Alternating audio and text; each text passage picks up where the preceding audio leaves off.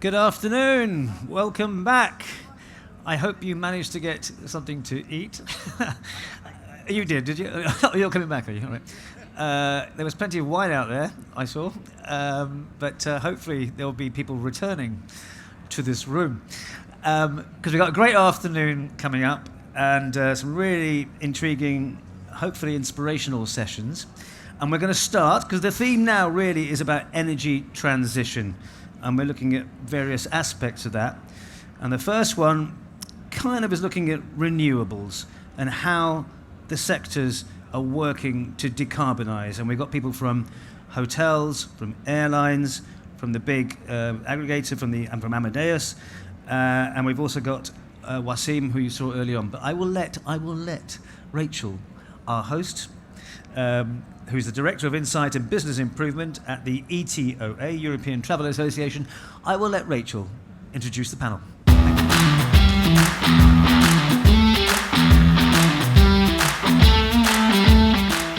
Hello, are we on? Great. Thanks so much for making it back after lunch and that lovely wine we all got to enjoy. We're going to kick off this afternoon, as Rajan says, on energy transitions. We've got two panels.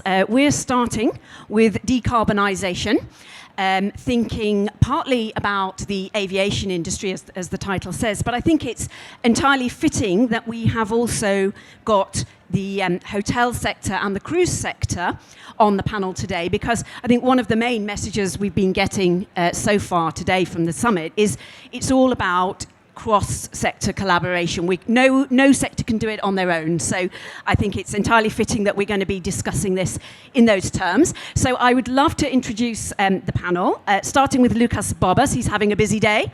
Welcome back, Lucas, still the Group Environmental Officer from Amadeus. We got Africa Abajas, who is the Sustainable Aviation Senior Manager at ICF, so welcome Africa.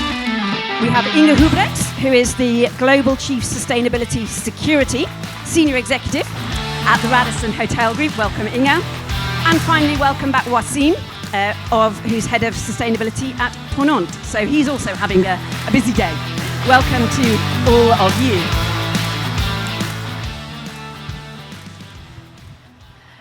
So let's dive right in there with our panel. Now, we have already heard today about a lot of very impactful work that's going on in this area, and obviously the theme of the summit is about solutions and actions. So I thought it would be nice to kick off the panel talking about the initiatives that are already underway in your sector. So just give us a flavour of the types of activity. Let's start with you, Lucas.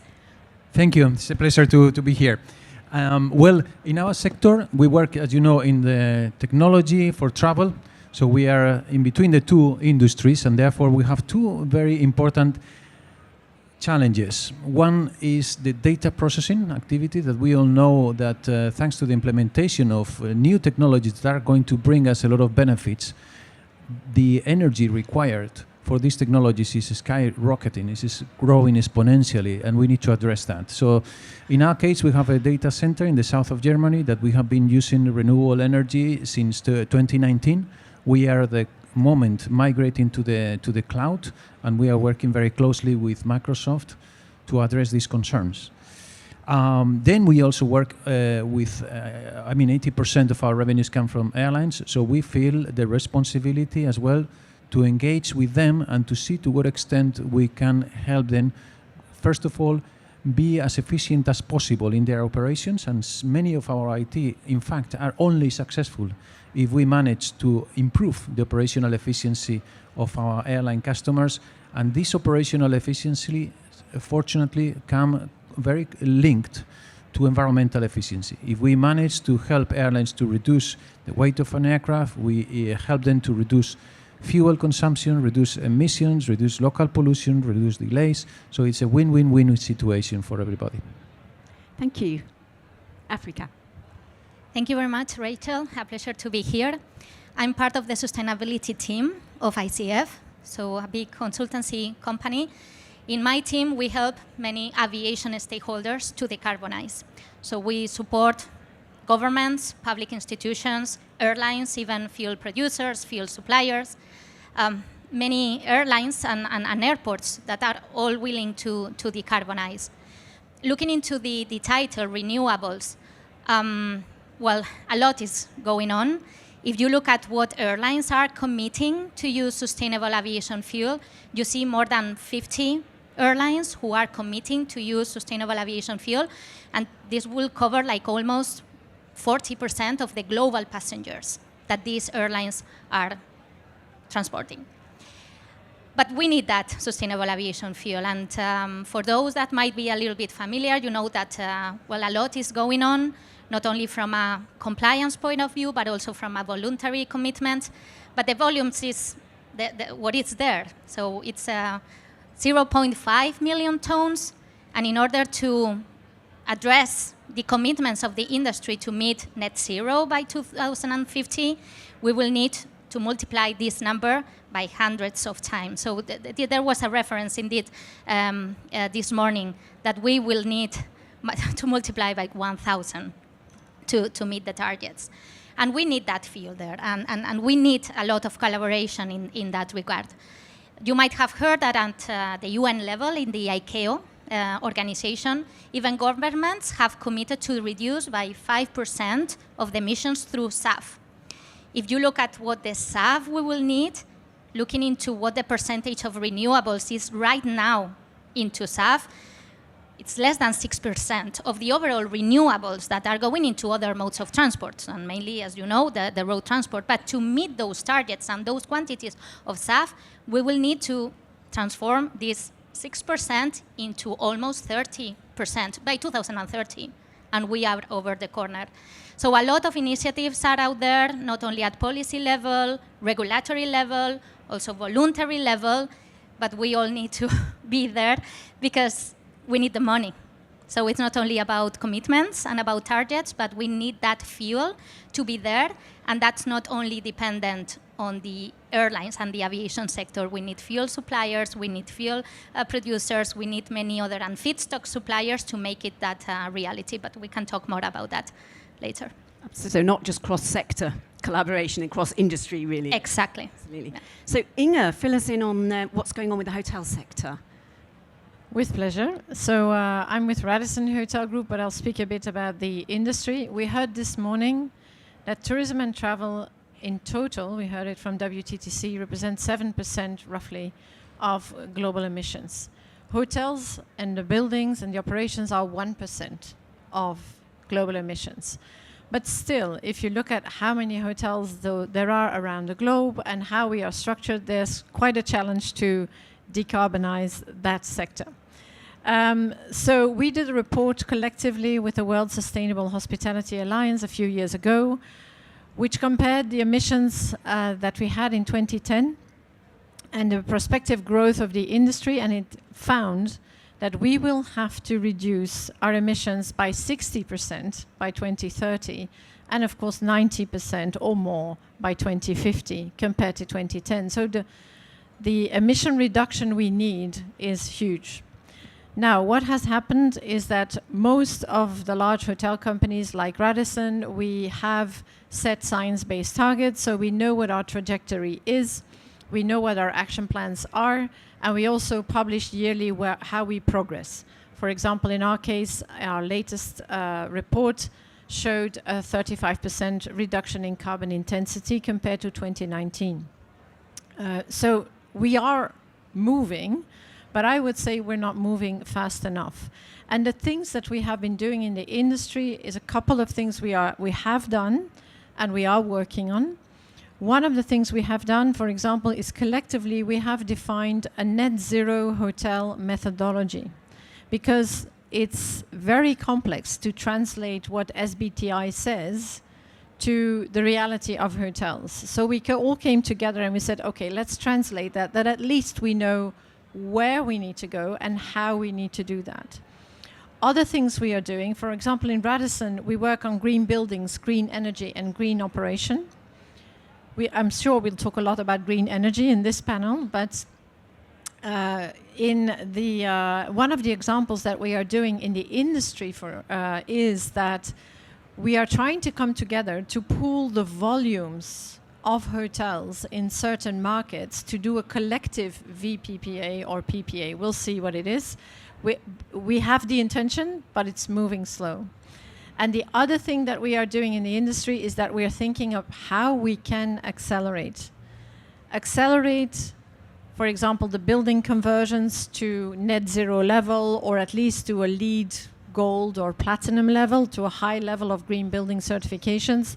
We know what the business case is for it, but it's about access to capital, it's about convincing owners, and those things we are doing. Now in Radisson we have cases where this works. We have cases in Norway, we have cases here in Seville, we have cases in, you name it, India, Fiji. So around the world we have best practice cases, but it's of course the speed and the scale we need. So I think, personally, I think that acceleration through financing is the next thing we really need to unlock to make sure that we can accelerate the existing best practice cases that we have. Thank you. And Wassim, obviously you gave us some quite detailed updates this morning in your presentation. Is there anything you want to add in terms of the initiatives currently underway? Yeah, thank you. Maybe new information concerning the full carbon impact, carbon footprint. So for our industry, for our company, 40% of our carbon footprint come from aviation, from air transportation. 40% from our ships. It means that we have the same footprint from our own emission and from the transportation of our guests from their location to the ship, and the other 20% comes from the food, the other activities, the other inputs. So for us, it's very important.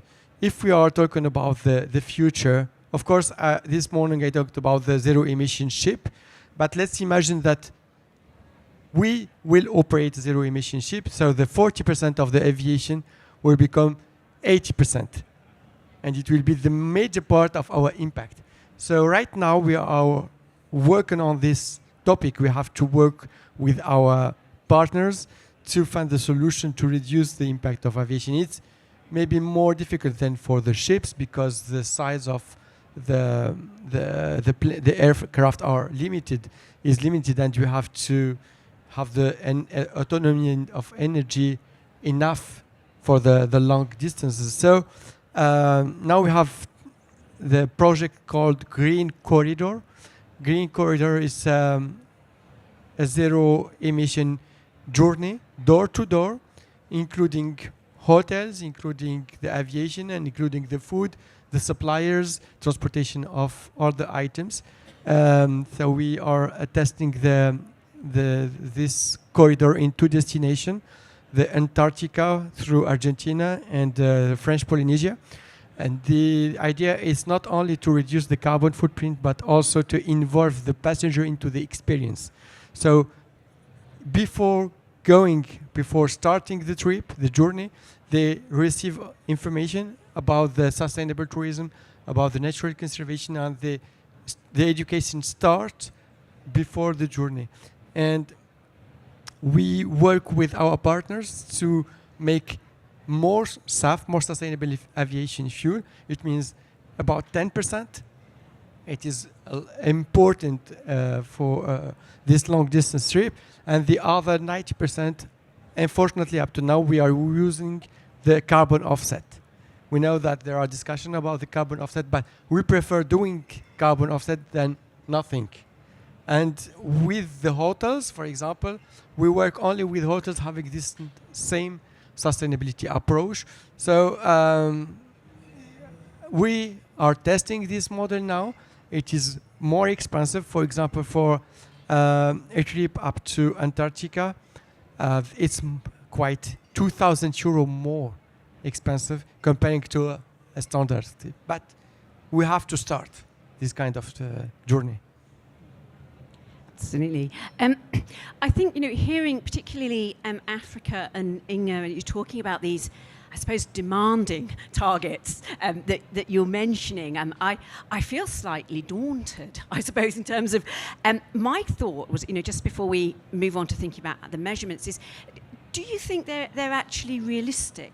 Or is it just not going to happen? Or is it a really useful motivator for the industry to have targets that are that ambitious? What's your sort of gut feeling, Inge? This is a planetary necessity.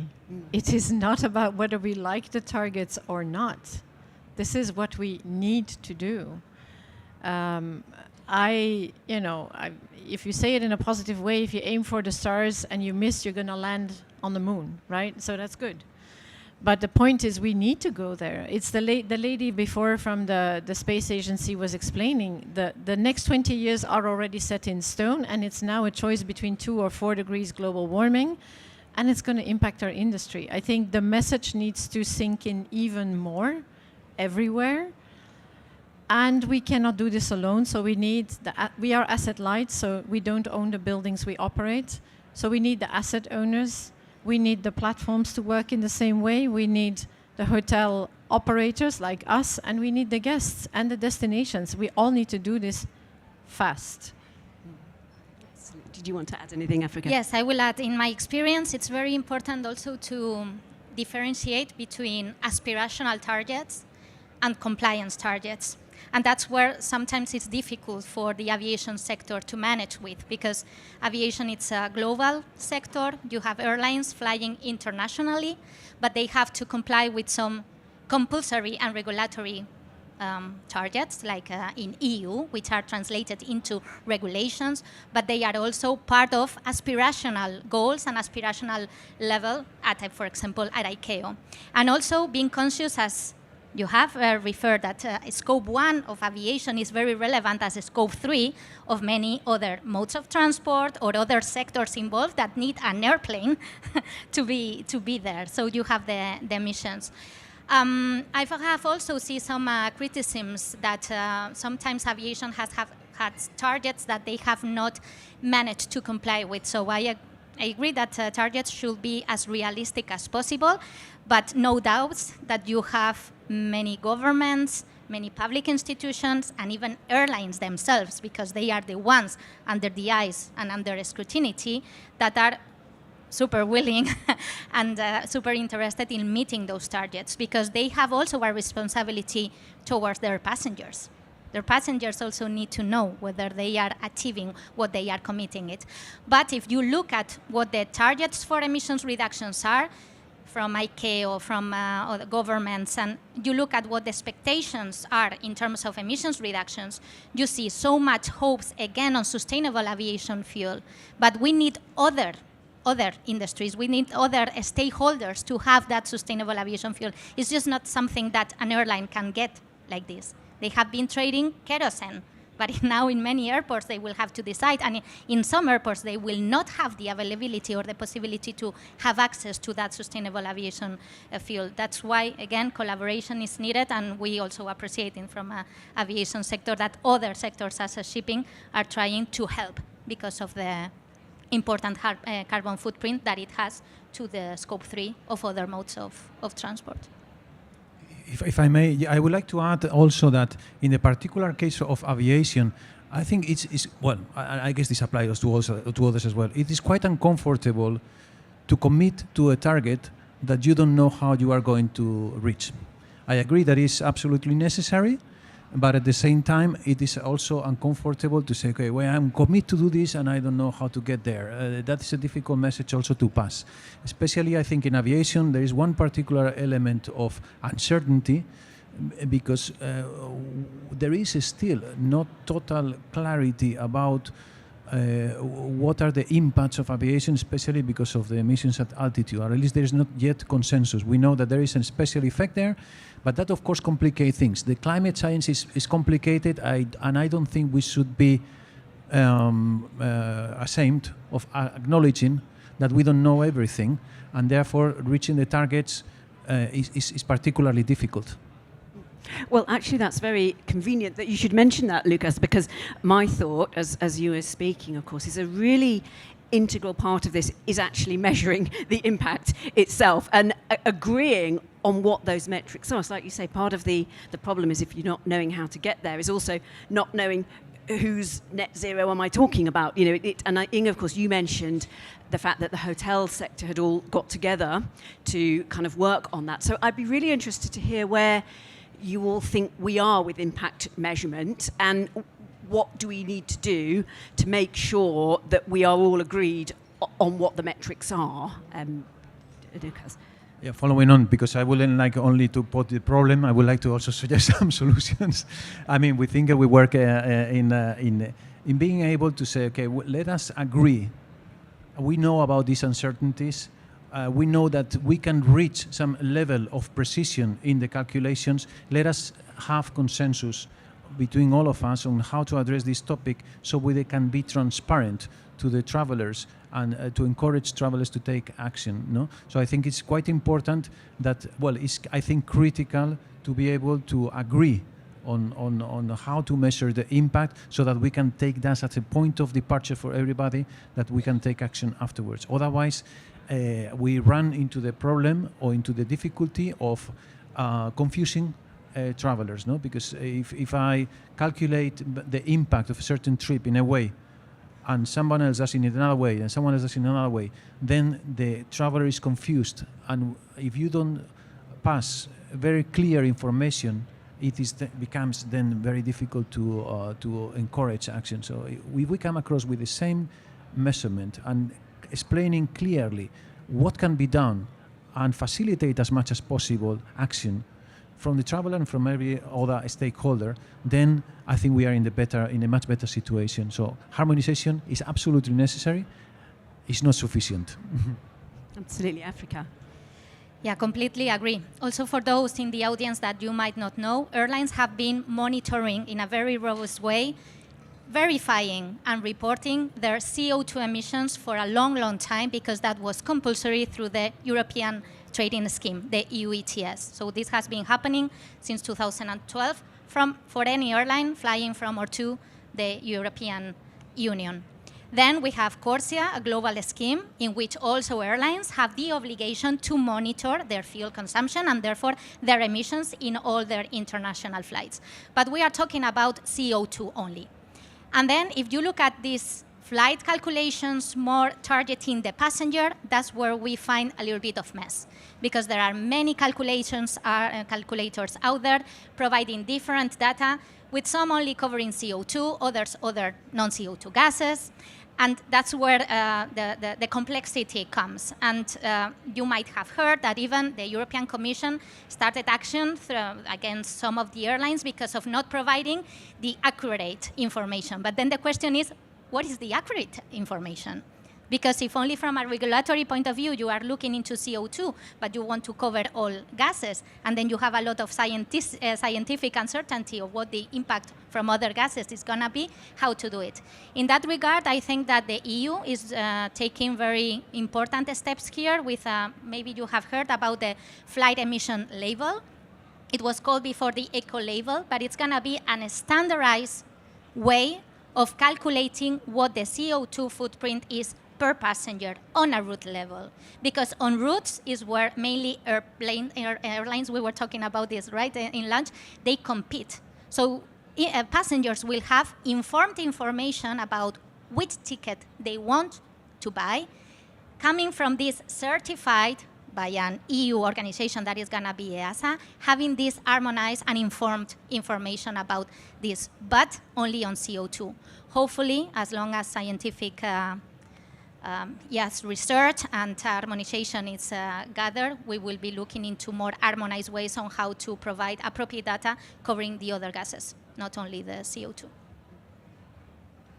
Inge, do you think there's more work to be done on the standardization side of things? I think in hospitality we have actually done quite a lot, and especially also we started 10 years ago with a tool that is called the Hotel Carbon Measurement Initiative, which was again all the hotel companies from the World Sustainable Hospitality Alliance, together with experts and vetted by the WRI, which are the issuer of the Greenhouse Gas Protocol. So that is still a very solid free tool that is available to all hotels to calculate their carbon footprint and communicate it to the guest. It's guest facing. It's a total service in a hotel. It's HCMI. It's been used by more than 50,000 hotels. So that is out there. Now, recently, what has also happened, and I'm very happy to say this, is that between organizations like Travelist from the booking platforms and the data platforms, like Amadeus, very strong player, and the hotel companies in World SHA, there is alignment on how we use that data, how we reflect that data externally. We are working on universal sustainability criteria, and it's fully aligned between the different associations to say, okay, there's carbon, there's also energy, there's water, there's waste, all these environmental criteria to start with. How are we measuring? How are we presenting? And what is the process to get the data at hotel level? So I think with that in place and with this major step of aligning these big associations of the OTAs, of the hotel industry, of tourism and travel, even with UN tourism, we are aligning on that. So that means that we are really defining, we have the tool for carbon, we have the tool for water, we have a methodology but not a tool for waste. That's where we're going to start, and we unify those criteria. So I think we're getting to a point where we can move beyond the conversation, oh, we cannot measure. No, we can. The hotels can. The hotels can present that data. They can provide that data to all the platforms. And so we can start focusing on collective action. So for hotels, I think we're in a good spot. If I may respond to comment. It's true that I mean the calculation is there, the measurement is there. The thing is that unfortunately there are different ways of doing that, at least in the aviation sector, that are as defendable as anyone else. There are very good reasons why calculators differ in their results. All of them. I haven't seen a case where a calculator, oh no, this is absolutely wrong. I mean, the availability of data, the thought that is put, I mean, there are three reasons why calculators differ. One is the data availability.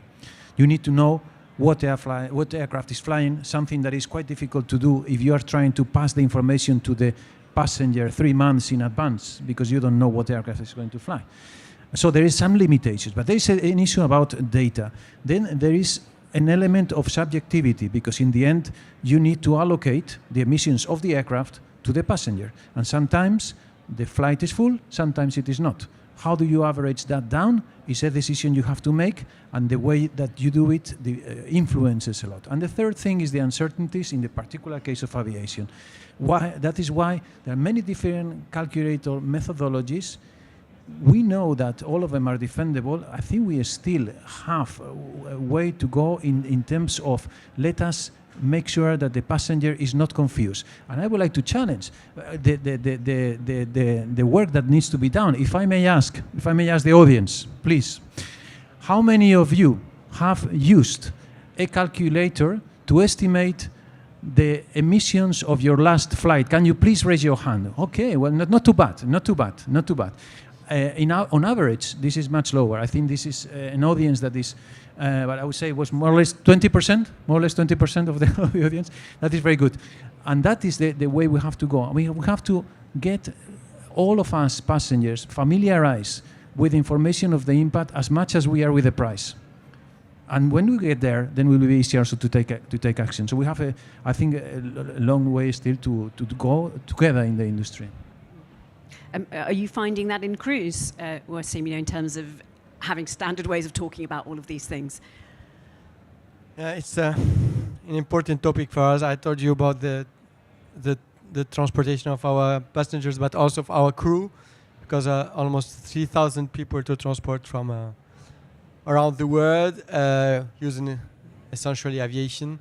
And now in our new tool for reservation, we have the carbon footprint.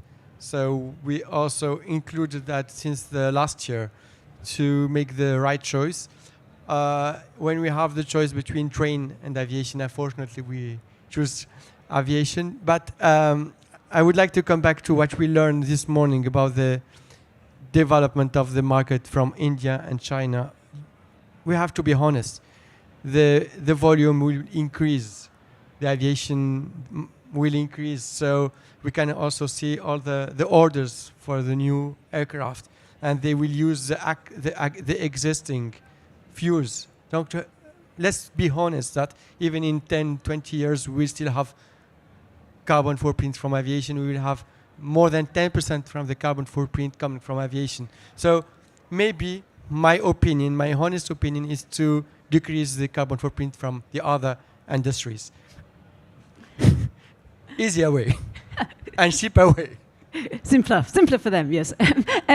I would like to actually pick up on a point that you made, Lucas, which you were talking about the travelling public, if you like, the travellers who can find a lot of this quite confusing. And I think, through the whole summit, we have sort of spoken about the 3 pillars of driving the transition, which is legislation and governance, it's industry, and of course it's public. And I just wonder, I'd like to hear from the panel, what you think are the kind of barriers to public buy-in at the moment? Is it because they're so confused? Is it they don't know all the facts? Or what is it that you think is a barrier? And actually, should we just not even worry about barriers to public buy-in and just go, this is what needs to happen, we know this, we have the science-driven things for it, and that's what's happening. How much do we care about the public buy-in, given that we have seen all of these things that we absolutely need to do to be sustainable? Yeah, go ahead. If I may. Yeah, well, I think in my view, the public buy-in is fundamental. I mean, we have said we cannot do this alone. So we have to find ways, and the collaboration with Travel is in the World Sustainable Hospitality Alliance too. In the end, their main reason for existence is, in fact, to be able to work with the information that needs to be passed on to travelers so that the travelers perceived that this is an important issue, that it is understood, and they can do something about it. Otherwise, it is going to be extremely difficult to impose. I think, in fact, the Kyoto Protocol had a little bit that approach, no? Okay, well, they identified what are the emissions that we need to reduce, so we need commitment from countries to reduce them. Point. It didn't happen. It didn't happen because we didn't get the buy-in of all the countries. For different reasons, but the Paris Agreement was a little bit more seeking universal approval, and then at least we have a point of departure in which everybody agrees. And then, okay, we can all work together and find the challenges and eventually face them. But at least we are together. Otherwise, this is a global challenge and it needs to be addressed at a global level. Otherwise, it doesn't make sense. Inge, you look like you wanted to say something. Yes, I think, when I'm thinking about this, we exist because we have customers, right? Otherwise, our businesses would not exist. So it's very important to engage the customers towards positive behavior. And to nudge them towards positive behavior, we need to be transparent and we need to offer them truthful, easy to understand labels, in my view, at hotels that encompass certain levels of action, and that the client, the traveler, will know what these actions stand for. And I think also there we have made great progress between the associations, where Travelist has now published a list of 30 certifications and verifications that they qualify as genuine and truthful, which means that eventually they will make their way to all the booking platforms, which means that this is already a first filter of which are the genuine certifications that we can put in front of the client. The other point I want to say is leave no one behind. We need to think about our industry also as small businesses and medium-sized and big businesses. So we also need to make it accessible for each hotel to be part of this journey and to benefit in a way commercially from showing a label. And that's why we have Hotel Sustainability Basics, which is also an entry-level verified standard. The other thing I want to add here is that we have done mindset shifts with guests already. When I joined Radisson 14 years ago, thinking that we would have dispenser amenities in all hotel brands, even the luxury brands, it was like unthinkable. And now it's happening in every location. It's everywhere. So the minds can shift. So I think we have a responsibility to keep on educating guests to be transparent, be truthful, but keep on educating them and involving them, thanking them for what they do, and thanking them for the choices they make. Because I believe there is a revenue uplift in being sustainable and bringing it in a truthful way to the guest. So Africa. Yeah, here if I can, and to be a little bit like, not contradictory, but to provide another point of view.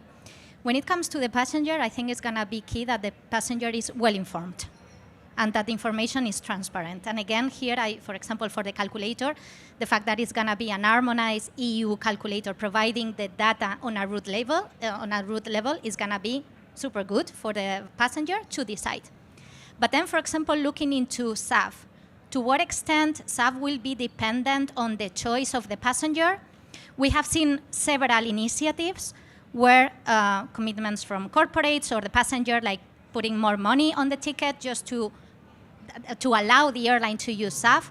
But the regulation that is coming is going to oblige to be the SAF there, and with an obligation on the fuel supplier.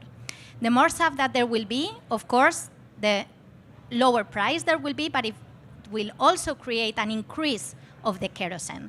So flying is going to be, by all means, more expensive. So there is not so much choice on the passenger to decide whether taking a flight which is more sustainable or not. The volumes of SAF will be there. If they are not there, it will be a fault by fuel suppliers with penalties that they will be also reflected into the tickets of the airlines. So it's going to be more costly, and also driven by the carbon pricing, with carbon allowances, with airlines not receiving any free allowance at all. So the price of flying on tickets is going to increase for everyone. And I don't think that it's going to be dependent so much on the choice of the passenger, on whether one airline is more sustainable or not. This is my very personal opinion on how things are evolving. And then if you look at the economical impact of other regulations that have been so far in the past, looking into what is going to happen with sustainable aviation fuel, there are many open questions on to what extent really the passenger is going to have some voice there. I think it's going to be more dependent on local and incentive mechanisms, like from governments looking into more projects and ways to the risk production and financing, but not so much on the choice of the passenger itself. I think its contribution is going to be very small into the overall introduction of renewables and looking for cleaner sources of energy when it comes to airlines. This is my personal opinion. I think we may have to end on your personal opinion, Africa. I've had the big red sign that says it's time to stop. I think we need another panel for this. So I guess it just remains for me to thank Wassim, Inge, Africa, and Lucas for your insights. Thank you so much.